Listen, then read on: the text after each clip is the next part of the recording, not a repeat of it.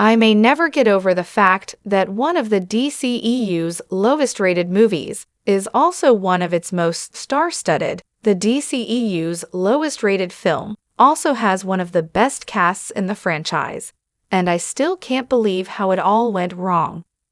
The DCEU had plenty of major stars attached to its universe, including Ben Affleck, John Cena, Dwayne Johnson, Gal Gadot, and Henry Cavill.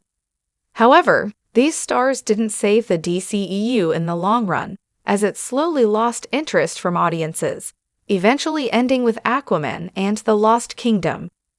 Before the DC Universe is rebooted with Superman, it's important to remember that not every film can be saved by a great cast. Justice League brought together all the biggest heroes within the DCEU, and that movie still underperformed. Many DCEU films didn't land well with critics, including Suicide Squad, which arguably had the most star-studded cast. It's a shame that the film didn't perform better with critics, but there are many reasons why critics rejected it outside of the cast. Suicide Squad was one of the most exciting projects coming from the DCEU. It boasted a fantastic cast with Will Smith, Margot Robbie, and Viola Davis, and the trailers teased a dark film with a comedic edge. Many were also excited to see Jared Leto's DCEU debut as Joker alongside Robbie's Harley Quinn. Harley and Joker's dynamic had never been shown in a live-action film, and it was one of the film's most promising aspects. However, the film landed with a thud when it premiered in 2016.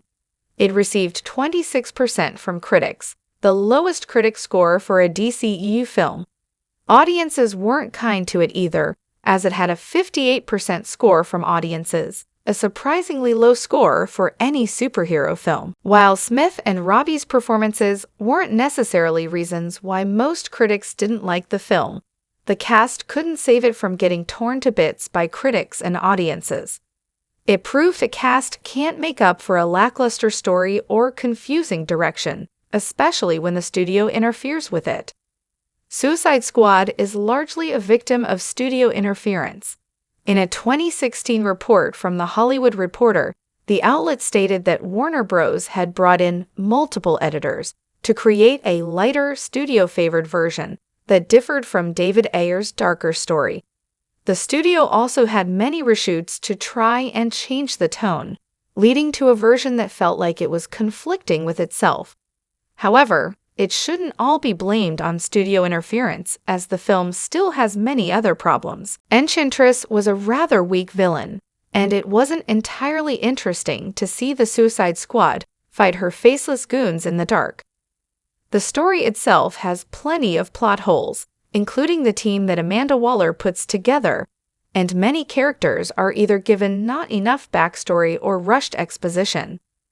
James Gunn proved how to properly make a Suicide Squad film in 2021, and I'm glad he finally has the reins for the DC Universe.